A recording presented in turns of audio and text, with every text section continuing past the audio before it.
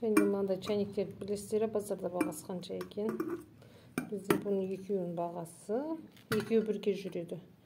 Мінекей, қараңыздар, қақпағы өте жақсы жабылады. Мына жерде резинкасы бар.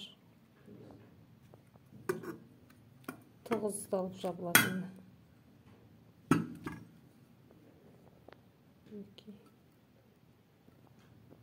Алам десеңіздер, қызықтырып жатса, мен жекеме жазсаңыздар болады. 2-і комплект бірге жүреді. Мынанда қақпақ солай қатты жабылады. Мына жерде резинкасы бар.